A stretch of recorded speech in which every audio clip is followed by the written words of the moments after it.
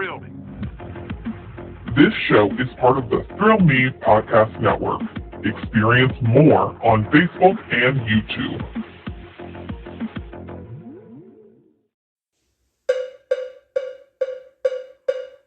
It's Review It Man, reviewing what he can. Movies are his jam, so let's get twisted, man. It's Review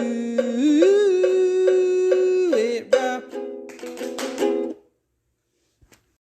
Heyo, and welcome to a brand new episode of the Review It Rob Show. I am, of course, your host, Review It Rob, coming at you with another fun-filled episode of this random podcast that I do, man. I call it random because we never know where we're going, but you get your mandatory DC and horror news on this show, as well as spoiler-free reviews, man. Never, ever, ever do I spoil a film on purpose. I always give spoiler-free thoughts, and this week I'm going to be reviewing the film Cocaine Bear. It's been out for a little bit now. It came out earlier this year, and I finally got around to checking that out, so I'm going to give you my spoiler-free thoughts on that. As well, I checked out two other things we'll jump into after getting into that review, man, but hope all of you out there have been doing great since the last time we had our interaction here, our show, because this show is a show of the people. I put it out there, and y'all, decide to listen to it, hopefully. But nonetheless, man, awesome weekend for us wrestling fans, man. If you're a wrestling fan, you had a fantastic weekend with the WWE putting on two events, Night of Champions Saturday night, and then you had NXT Battleground Sunday night as well. AEW had an event over the weekend that I did not watch. Again, I'm not an AEW guy. I have been thinking about checking it out weekly, but I'm not paying to watch their pay-per-views. I'm not at that point with AEW yet. We'll see what happens in the future. Maybe some kind of important match will be there or whatever.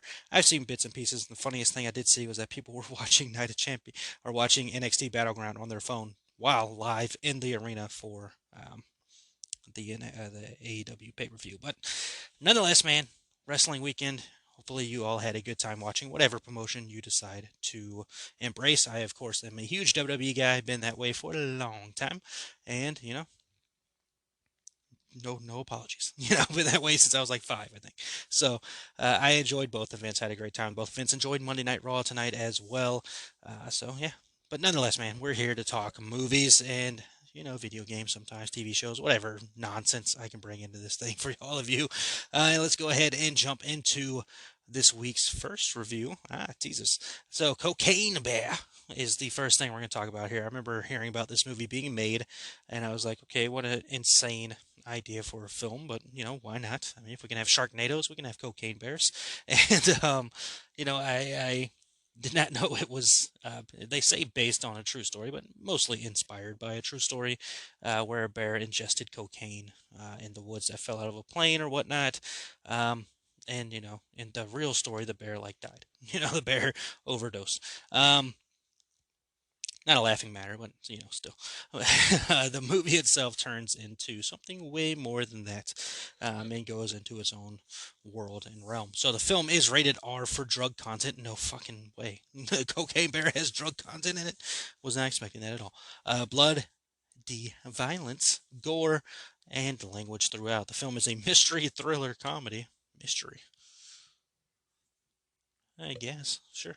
1 hour, 35 minutes, so pretty quick watch, and I watched it on the Peacock. I'm sure you can rent it somewhere else, but it is available on Peacock if you have the Peacock. Diving into the synopsis here, inspired by the 1985 true story of a drug runner's plane crash, missing cocaine, and a black bear that ate it. This wild thriller finds an oddball group of cops, criminals, tourists, and teens converging in a Georgia forest where a 500-pound apex predator has ingested a staggering amount of cocaine and gone on a coke-fueled rampage for more blow and blood. Rotten Tomatoes has a critic score of 67%, while the audience score is at 71%, so pretty close. And then IMDb has it at a 6 out of 10. So, what were my thoughts on the film itself? So, going into it, and I like Elizabeth Banks. Let's go ahead and put that out there. I like her. I like her as an actress. I've liked some of her work. I'm not sure of all the things. I think she directed one of the Pitch Perfect films, and I liked all those. And I did like her Charlie's Angels. Like her Charlie's Angels was solid, man. So when she was directing this film, I'm like, cool, why not? She's good with comedy, you know. And that's the first thing I want to talk about here. This movie, I think too many people looking at the trailer, and this is probably more on the marketing side of the film than anything else. We're probably looking for a horror film with this. And while it has its, violence and gore in it, this is mostly a comedy. Like, this is a comedy film without a doubt. This is like an 80s horror film, like a low budget, like 80s horror film. Like, if this would have come out in the 80s, perfect fit. Would have fit perfectly there. And of course, it's set in the 80s and all that stuff. You got the 80s vibe going on. But yeah, like those like it would be on the In Search of Darkness, documentary is one of the hidden films of the 80s that came out. Again, not a full-on horror film, but it has its horror moments, but it fits in like with that 80s vibe of some horror movies. That's like, oh, this is just over the top. This is insane. This is a comedy with some gore and violence thrown into it and all that stuff. And the movie's not hard to follow along with. I mean, you get the gist of it. Like you get the gist of what's happening here. Oh, bear finds cocaine and now it's hooked on cocaine, and it's going through the woods and it finds more cocaine. And it gets even more and more angry as it goes on, and then you've got the criminals coming to try to get the cocaine, and it's all that stuff. And of course you've got tourist of the forest. Say that a bunch of times fast. But you have all that going on, and you're just running through all this stuff and all that. Like I honestly personally, when I was watching it, had a blast. Like I had a good time watching that movie. That movie was over the top, ridiculous from start to finish, and I went into it expecting it to be a comedy. Like I was never once expecting this movie to be serious. Like I never was diving into this movie to be like, oh, this is going to be one of the greatest horror movies ever made. This is going to be top-notch, Oscar-worthy content. Like no, it's a fucking movie called Cocaine Bear. Like there's no I don't know where you would find any other ideas of like, oh, this is going to be, incredible.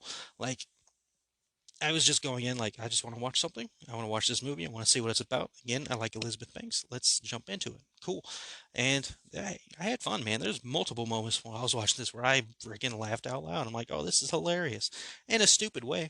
Like it's over the top, ridiculous, stupid. Again, like a lot of, 80s movies. There's just that vibe to it, man, where it's like, oh, okay, this is comedy. So if you're going into the movie like, oh, I'm ready to see this horror film with this bear who's all hooked, coked out. Like, it is not a horror movie. It is not a horror movie. It is a thriller, sure, but it is mostly a comedy film with a terrorist bear who is coked out of its mind, going after anything in its way to getting more cocaine. Like that's the whole gist of this movie, man. And it is honestly an hour and 35 minutes of, just comedy is what it is. It's comedy for sure. There's nothing else to do it. Like just go into it thinking about it being a comedy film because that is exactly what it is. Like don't take the movie seriously. Like come on. There's no reason to take this movie serious. This is not a movie that you need to go into where you're like, oh, this is going to be a big time serious thing. Like you don't need to go into this thinking that it's gonna be like this top notch, has to deliver kind of film. Like we're gonna be later this year with like the Exorcist remake or the Exorcist sequel to the original that's coming out later this year. Like, oh, that's gotta be serious. Like, okay, that's gonna be serious, gotta live up to the original film, all that stuff. This movie, absolutely not. This movie's about it's inspired by a ridiculous story that happened in real life. That's been Hollywoodified and blown up to a huger scale, and adding in this whole other idea of what was different from the story itself. Now, if you want to visit the Cocaine Bear, you can. The Cocaine Bear is actually somewhere that you can visit. Don't worry, it's no longer alive. Looking it up real quick, the Cocaine Bear is in Kentucky. Is in Kentucky Fun Mall in Lexington, Kentucky. You can see the taxidermied bear there. The real life bear is there. So if you want to see the bear, you want to read up the true story and all that stuff, man, there you go. Go to Kentucky. That's where it's at. But as for the movie itself, I was entertained. Like, and there's some movies that I think are much worse than this film. Absolutely, sure. But we're trying not to do negativity here on the Review Rob Show, all right? And honestly, I don't really have a negative thing to say about the movie. Is it fantastic? Flark, no. Like God, of course not. But is it a good time for an hour and 35 minutes? Yes. Like what are we doing? It's a comedy film with a bear coked out of its mind. What else do you want? Out of this movie? What do you want out of this movie, man? Like if like maybe one of those sci-fi films. Like again, a bunch of people freaking love those Sharknado movies, and this is more of a interesting idea than that. And there's been what, like 10,000 of those Sharknado movies, and you're telling me you can't enjoy Cocaine Bear and you enjoy that? You know? Yeah, I don't buy it. To each his own, of course, but I'm just saying. I'm just saying. But overall, like, yeah, I enjoyed Cocaine Bear. Will I watch it again? Who knows? It's who knows if I just randomly come across it one day. I'm like, oh, cool, I'll watch it again. Am I rushing to watch it again? Not necessarily, but that doesn't mean I didn't like it. I did enjoy it, but I like to see how things work out. Again, I don't look at this as a horror film where I'm like, oh, I'm gonna put that on during every Halloween season. No, I don't. It doesn't feel like a. It feels like a thriller's fine, comedy, fine, all that stuff. And again, it does get bloody, it gets gory, it gets violent, but I don't think of the movie as a horror film. Like it doesn't give that vibe, you know. Like even, to go with like well, Jaws. Jaws is a horror movie, but because and then Jaws is more serious. The other Jaws films, maybe we can start talking a little bit there, but as for the first Jaws film, pretty serious, man. This movie is very much a comedy, and as soon as you start watching it, you realize that if the trailer sold you wrong, then that is of course the trailer's fault and you were sold differently. But this is much more of a comedy film as opposed to a horror film. That I've said that multiple times now, but I just want to get that point across. If you're going into watching it again, hour 35 minutes, it's on the Peacock. You can just put it on, enjoy, have some laughs, man. That's all well and good there. Again, if you're queasy to bloody violence and gore, probably something you don't want to watch, but nonetheless, pretty funny. Let's see, but like I mentioned earlier, that was not the only thing I watched over the weekend. I dove into some documentaries, man. Checked out some documentaries I've been meaning to check out for a while, and just somehow forgot about them. But over the weekend, finally got to a point where I was like, "Cool, I remembered to watch them." Essentially, is what it was. So while I was on Peacock, I checked out the "I Love You, You Hate Me" documentary. If you don't know what this is centered around, this is centered around Barney, man. Barney, which was like a big deal in like the late 80s. I think they said it was created in 1988, same year I was born. And lasted for a number of years. And there's so much stuff going on with Barney. Back then, I don't know if Barney's still around. I don't think Barney's still around. I have no idea. Um, but I wanted to check out that documentary because I've always heard about some things with it. There's two episodes. It's just two episodes long. In there it says first season. I don't know if they're doing anything else here, but it's only two episodes, both of which are probably like I don't have the length of time in front of me, but probably like 40 to an hour long. And interesting stuff. So like the first, and it is set up very much like how the title suggests. The first episode of the documentary. I just love the way Peacock puts stuff. They do the same thing with the WWE content, which always makes me laugh. With the pay-per-views, is like first episode. I'm like, but the first one is titled "I Love You," so that's like the creation of Barney, and the rise of Barney, and how it captivated audiences around the world. Me being one, by the way. Like I don't remember much about Barney, to be honest with you. That was the younger years for your boy, okay? But I do remember having a Barney dinosaur, and I remember having all that. I remember watching the show. I don't remember much of the content of the show, but I remember like vague stuff of the show. Of course, the purple dinosaur and like the yellow Triceratops and all that. Don't remember the yellow Triceratops name, by the way. And again, I just watched this documentary, but it's like if you were a kid growing up in the early 90s, it was that. And then they did touch on it at one point in the documentary how Power Rangers came out around the time, and Power Rangers changed things. Of course, Power Rangers changed things for me. If you know me, big Power Rangers fan. So yeah, I had that little introduction. But the reason I want to check out this thing is I remember a lot of hate circling around that freaking nice purple dinosaur. Like that pure, good-hearted, nice purple dinosaur that was all about positivity and happiness and being good to one another and kindness and all that stuff. Like people hated that. People absolutely hated that. Which, of course, tells you a lot about the people of the world. Um, But the second part of the documentary really goes into the backlash of the rise of the character, and people really hate it, like freaking groups on the internet, hating on this and being, coming together about how we all hate this dinosaur and we want to kill the dinosaur. People shooting the dinosaur with a gun. People shooting a stuffed dinosaur with a gun. Like, it's insanity, man. And like, the creators' stories and all that stuff, and the kid that the dinosaur was created for, and all that stuff, and the shocking turn of events and everything like that. It's a it's a wild watch, to say the least. And yeah, you don't have to have watched Barney, but if you're of my age range and all that stuff, you probably have encountered Barney at one point in time, and it's just, you've probably encountered all of this at one point in time, and it was a wild documentary, to say the least.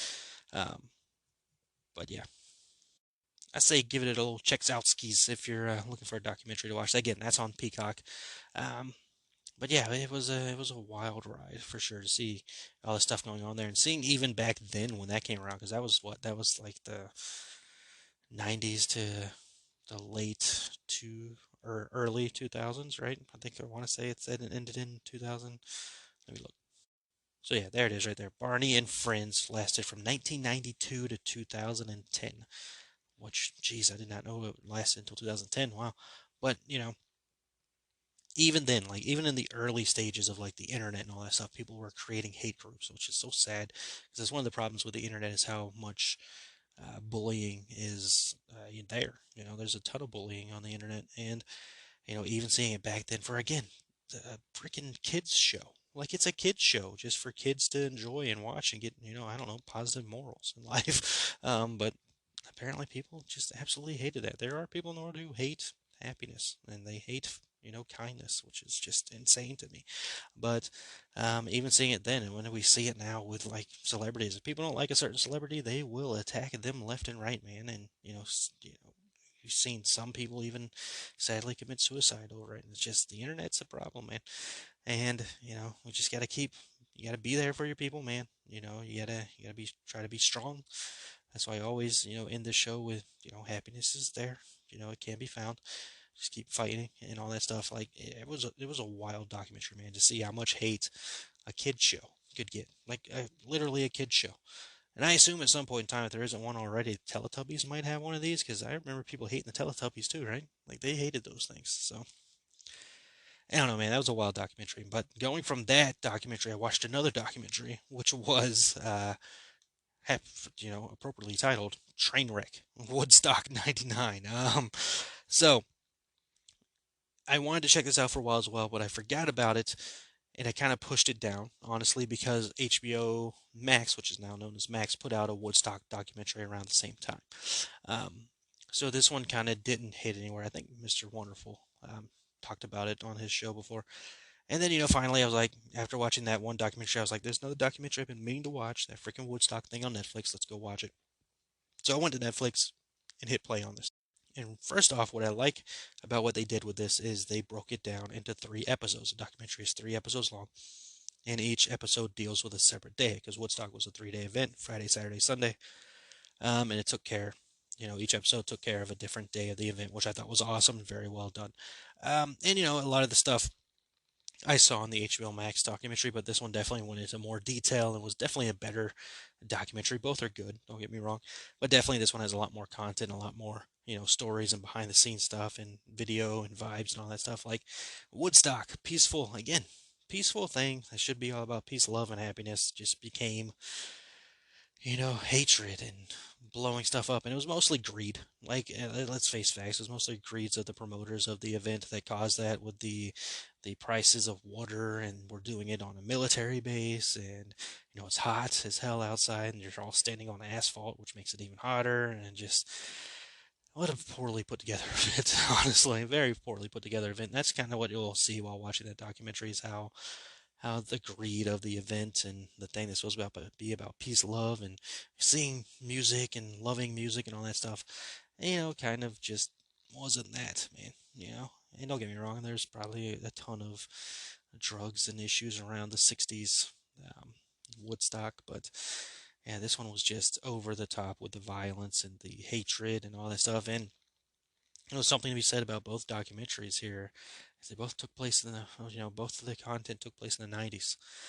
And you just see how angry the 90s were. Like, the 90s were an angry time, especially got the grunge music and all that stuff, which helps fuel that. And it's just, people were angry in the 90s, man. They're still angry now, don't get me wrong, but Jesus, the 90s was.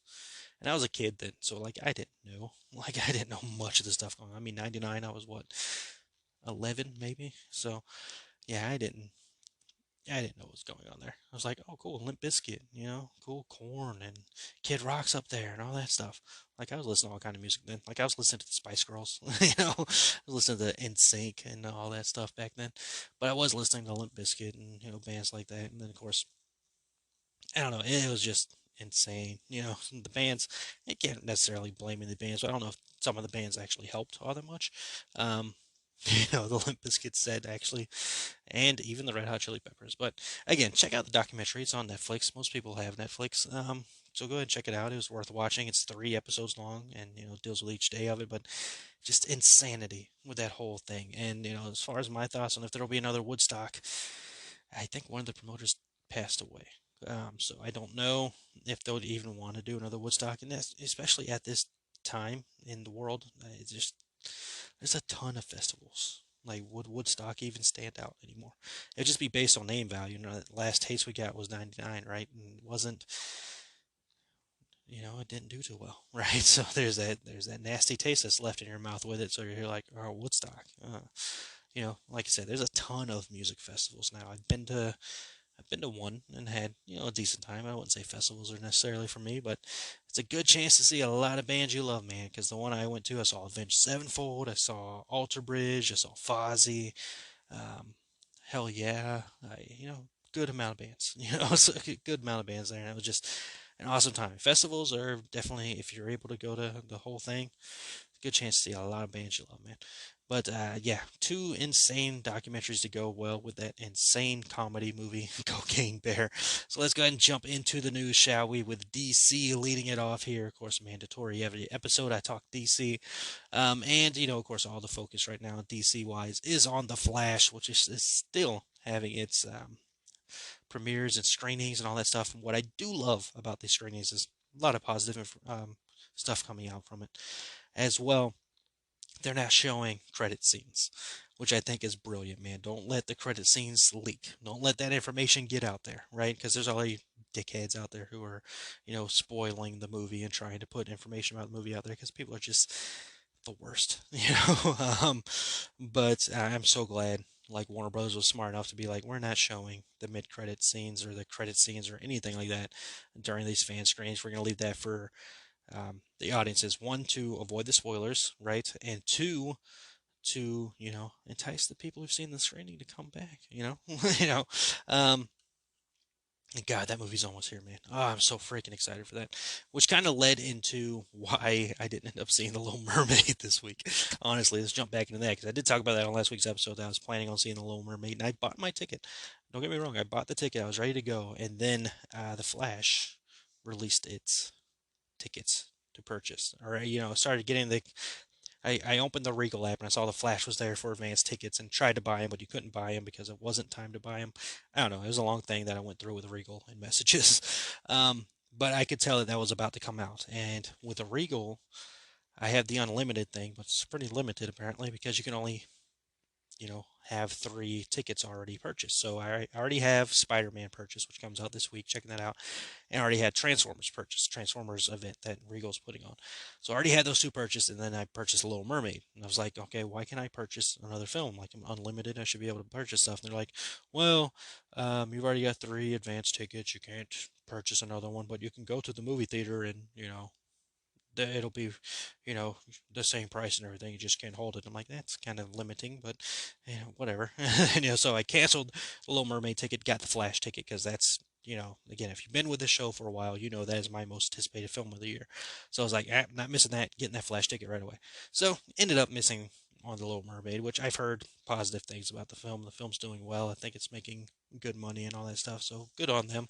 I like Disney theme parks as far as Disney film content and all that stuff. I don't pay a whole lot of attention to them, to be very honest with you. So I'm not, you know, too brokenhearted about it. Almost went to see The Machine this weekend too, but never got around to seeing that. Don't know how that's doing actually, but I'm sure it's a good time. But nonetheless, Flash. That's going on, and I love that they're not showing the mid-credit scenes and all that for those reasons I mentioned earlier. And while we're on that subject, yes, those credit scenes will connect to something. Don't be stupid. It's the stupidest thing I've ever heard for a reason not to watch a movie, by the way. It's like, oh, yeah, it doesn't connect to anything. I don't want to watch it. Like, beyond stupid. Like, it's a film. Go watch the movie. Like, the movies don't have to connect to each other. Go watch the movie. Um, so, yeah, there's still positive stuff going on there. Andy Machete, who was, of course, the director, his sister Barbara, was there. They were, you know, at the film screening and all that stuff, and Andy was asked about the Batman film that's coming in the DCU, the Batman, the Brave and the Bold, as if he would end up directing it. To which he said, "Oh, I don't think I can talk about that yet," which of course has taken the fan world by storm. It's like, "Oh, he can't talk about it yet. That means he's working on it, yada yada yada." Which, by the way, if he is cool, give it to him. Obviously, he's got some, history here with Batman because he's got two Batmans in this Flash film. Of course, the best one of all time being Michael Keaton's. So, give it to him. Give him whatever he wants, by the way. And I'm sure he will have something in the DCU going forward. I mean, he's a fantastic director, without a doubt, right? Love his vision. Two, this Flash film is being highly regarded as one of the greatest comic book films of all time.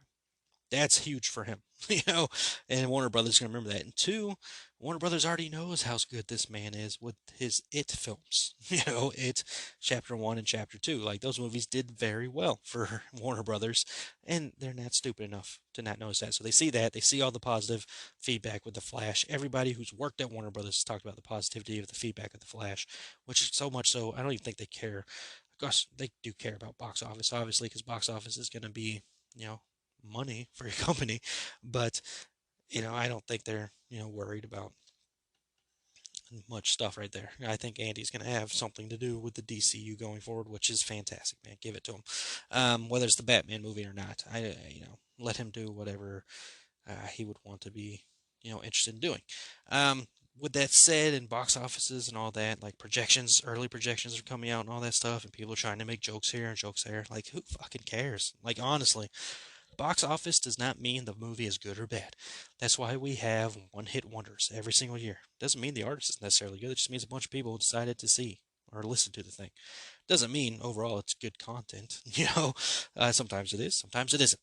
Box office is not the end-all, be-all of films. Like, fuck, we love Kevin Smith on this show. A lot of his movies underperformed. Mallrats underperformed at them, at theaters, but that is considered a cult classic that people absolutely love and adore now. So, can't listen to that stuff, man. Box office isn't the main thing about a film. Like, box office is never the teller of if a film is actually good content or not. It just means some people want to see it. That's all that is. And now, of course, word of mouth and getting people out to theaters and all that stuff. But let's be honest. Again, I'm not a Marvel guy, but a lot of those Marvel movies make a lot of money, and not every single one of them are that freaking good. It's just people are, in the habit of going to see those films, which is fine. That's cool. You enjoy Marvel, awesome, no problem there. I'm just saying, at the end of it all, the box office of the film is not the end all tell all of if the film itself is actually good or not. Just saying. Now, with that said, I haven't seen the numbers for the Flash. I could care less again about box office for the film. I'm gonna see it multiple times, and I'm gonna love that film to death because it's got everything I could hope for. And I haven't even seen the damn thing yet. So there you go. Speaking of the Flash, Sasha Calle, who is our Supergirl in the Flash film, has said recently that she talked to both Henry Cavill and Melissa Benoist for advice when going into the role of Supergirl. Of course, Melissa played Supergirl for many seasons on the CW with the Supergirl show, and of course, Henry Cavill was a fantastic Superman. So she got some advice from them, and she also added that Cavill said he saw the Flash film and that he loves it. So even Henry Cavill, who has, according to some people, every right to be pissed off at DC and everything, he even loves the film. So if this movie does not do well, it will be the biggest shocker of shockers. Not too surprising because there are people out there who just hate DC to hate DC for some reason.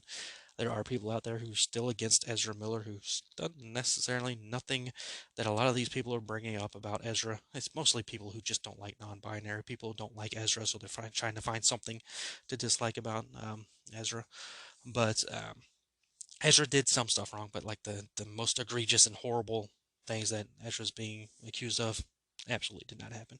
Um, and then, of course, people will always find something to complain about, But I'm so excited for that movie. I can't wait to see it. And Sasha's going to be amazing. Just from what I've seen Supergirl wise, everything about this movie is going to be amazing, dude. From Ezra's performance, which so many people have come out talking about Ezra's performance as two different Barry Allens in the film. Ugh, can't wait to see that. Michael Keaton back, of course, as Batman. Ben Affleck back as Batman. Sasha Calle as Supergirl. We've got Michael Shannon back as Zod. Just so much stuff going on in this movie. I'm forgetting his name. Alfred's in the film as well. God, why can't I remember his name? It's Jeremy Irons, right? Jeremy Irons is Alfred. I gotta look it up. Jeremy Irons, Alfred, right? It's Jeremy Irons. Booyah. Yeah, Jeremy Irons. It took me a little bit, but I got there. Um, but yeah, everything seems to be going pretty well over there for that Flash film. I can't wait to see it. And again, plan is to see that movie every single week in theaters. I do not care. I will try to see it multiple times in theaters. I do not care. Again, I will see that movie as much as humanly possible. All right, but that is the DC talk. The Flash show has officially ended. Let's give a round of applause for that show for as long as it lasted and carried the CW for a while. The Arrowverse is definitely carrying the CW over there. I don't know what's left. I don't even know what's on the CW. With the Arrowverse stuff closing out and Supernatural's done, and any Supernatural spinoff doesn't work. Apparently, all they got is Walker, Texas Ranger now, because Riverdale's done too, right? So yeah. um, but yeah, that's the DC talk, and I think that final season of The Flash will be on Netflix sometime soon, which is interesting that those are still on Netflix instead of being on Max, but more power to you, DC. Make your money. Let's see. Going over to horror, because horror is mandatory talk on the show as well. Um, Mortal Kombat. Talked about that a lot last week. We've got some more casting news, Mortal Kombat wise, as Adeline Rudolph has been cast as Katana, which apparently the casting department of the Mortal Kombat sequel film are huge fans of the Chilling Adventures of Sabrina show because they cast another member of that cast, the Sabrina cast, to play Jade. So, we're gonna have to wait and see how that movie does. I'm gonna watch it, of course, but we'll have to wait and see how that all turns out. Let's see. Dwight H. Little, who directed Halloween 4: The Return of Michael Myers, will be sitting back in the director's chair for an upcoming horror film starring some horror icons. The film is titled Natty Knox, and it will be starring Robert England, you know him, Bill Moseley, you know him, and Danielle Harris, you know her. A trifecta of horror royalty there. The film is set on Halloween Eve. A small town babysitter and the kids she is looking after struggle to survive a serial killer named Abner Honeywell.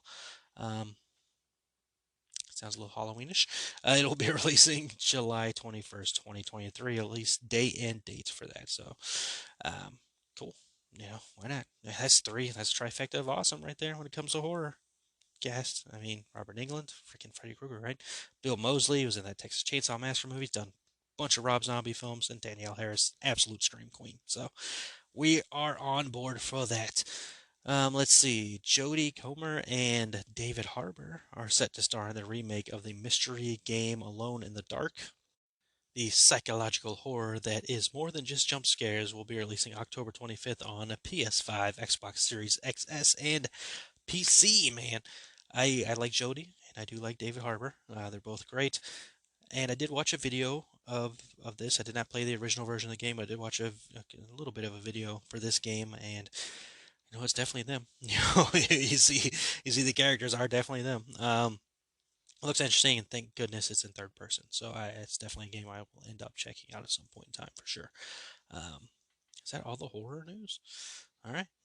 Jumping into the other realm of news. First, starting off with Martin Scorsese is apparently finally making a superhero film. Remember, Martin Scorsese has talked pretty openly about his feelings for superhero films, especially Marvel films, calling them amusement park rides. He is, well, kind of making a superhero movie with the following quote: "I have responded to the Pope's appeal to artists in the only way I know how, by imagining and writing a screenplay for a film about Jesus." Of course, Jesus is a superhero, and I'm about to start making it. So could be his next film that he's working on. Look, Martin Scorsese is fantastic. I don't give two flying flips if he likes superhero movies or not. We can have that difference because Martin Scorsese is a freaking icon in the filmmaking world. No ifs, ands, or buts about it. So, him making a Jesus film, why not? I'll check it out. Like, again, whether you're religious or not, this is the art of film. And watching movies is what it should be about. If you don't want to watch it because it's religious, that's fine. Like, I'm not an overly religious person, but I'll check it out, because again, those stories are fantastical, right? And whether you believe them or not should not be the point. Like, we go watch these superhero movies, right? We go watch these Star Wars films and Star Trek films and all that stuff.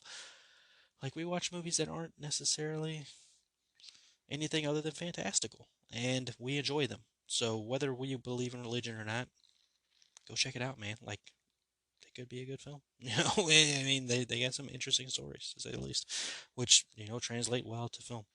Like, you can definitely make some movies or TV shows out of the stuff that's in the Bible if you wanted to. And again, whether you're religious or not, it's just watching a thing. That's all what it boils down to me. So, Martin Scorsese making a Jesus film? Yeah, why not? That sounds interesting as hell, and I'll check it out. Or interesting as holy heaven? Yeah, maybe. I don't know. Let's see. Going from there to Lionsgate has now confirmed that they are working on development for a John Wick 5. It says that fans can rely on a regular cadence of John Wick moving forward. I don't hate it by any means. I did see John Wick 4 earlier this year and enjoyed it. I've enjoyed the other John Wick films. We'll see if this movie lands on my top 10 for the year or not. But I could have sworn after this movie came out that they said they were taking a break from John Wick. And then here we go. Hey, John Wick film 5 is in development. So if they want it, man, why not? It's making money, right? It's doing well for them. So, I don't know anything else Lionsgate's got going on other than the John Wick franchise. So more power to them. They do Saw, right? Lionsgate does the Saw films. So looking this up real quick, they did John Wick, that About My Father movie with Robert De Niro that's out right now. They did that. Blackening, the horror comedy film. Oh yeah, so they're behind that. Um, Expendables 4 apparently is coming out this September. I'll hold my breath on that one. Saw X, so there you go. They still make the Saw films. Hunger Games, that's what they do. Hunger Games has a movie coming out in November starring the fantastic Rachel Zegler, so we're into that. They do have that Borderlands movie on the way as well. Okay, so Lionsgate's still doing stuff, but mainly it's John Wick, right? So we'll see how that all turns out for him, man. But I could have sworn they were taking a break on John Wick stuff. Let's see, going from John Wick to John Madden. Will Ferrell is apparently going to be playing the iconic NFL sports football figure, John Madden, in a film called Madden. Will be directed by five-time Oscar nominee David O. Russell. All Madden ever wanted was to be a head coach, and he was one of the best ever. After winning the Super Bowl, the stress of the job began to destroy him. It forced him away from his dream job, and the film focuses on his friendship with Oakland Raiders owner Al Davis and how Madden found a second act that made him far more famous, which I assume is his commentary, because that's mostly what I knew Madden for with my age and everything. So I knew him as the commentary, and of course the freaking video game that comes out every year that I've played almost yearly until most recently. Um, but yeah, more power to him. Will Ferrell as John Madden, I would have never expected, but if they can make it work, they can make it work. I would never expected Kristen Stewart to play Princess Diana, but here we are. Let's see. Matt Berry is in negotiations to star opposite Jason Momoa in the Minecraft movie.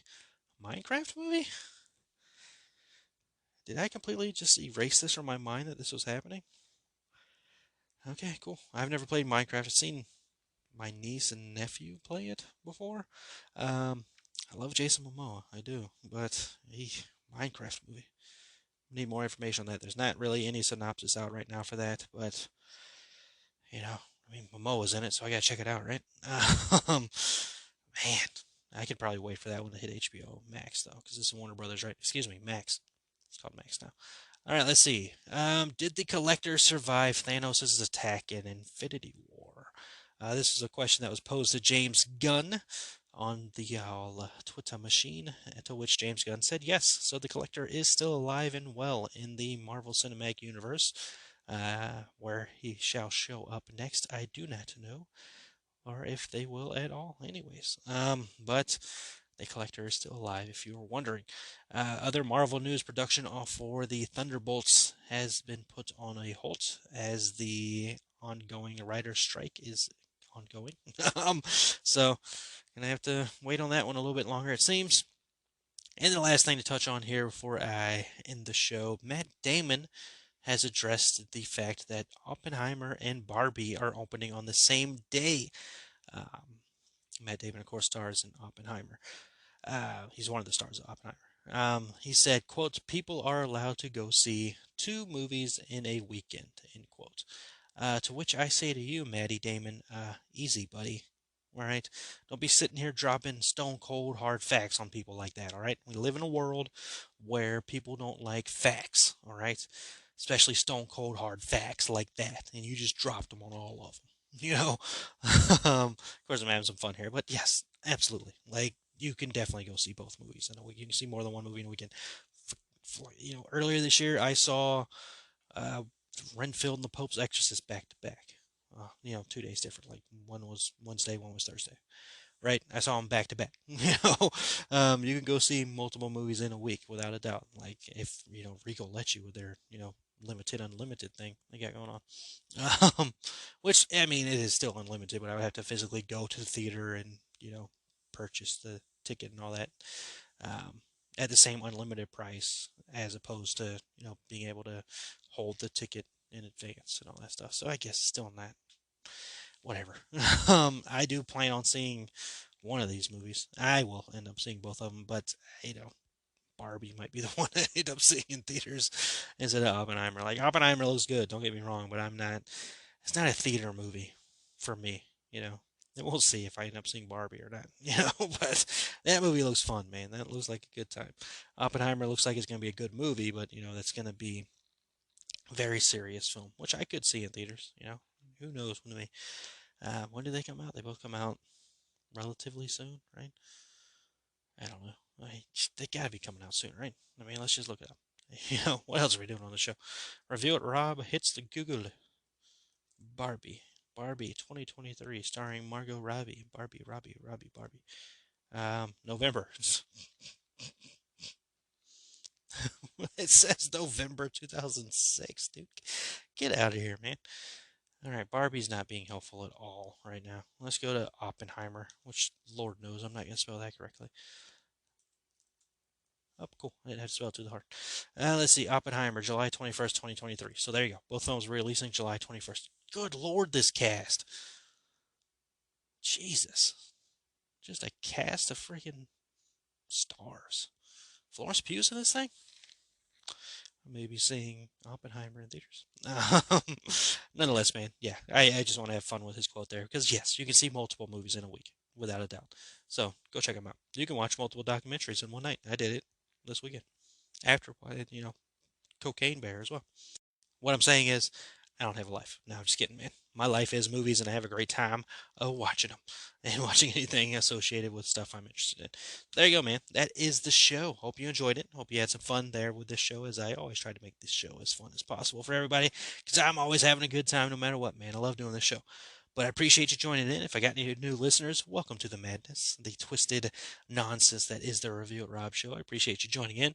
If you're a long-time listener, I appreciate you as well. Don't think I forgot about you. I love my long-time listeners as well. I appreciate you taking the time to listen to this ridiculous show every single week, man. It is always a good time, and I appreciate you all. And just, like I said, man, hope you take care of yourself. Hope you have a good rest of the day, week, month, whenever you're listening to this show. Appreciate you. And remember, happiness can always be found, even in the darkest of times, if one remembers to turn on the light. talk to you all next episode.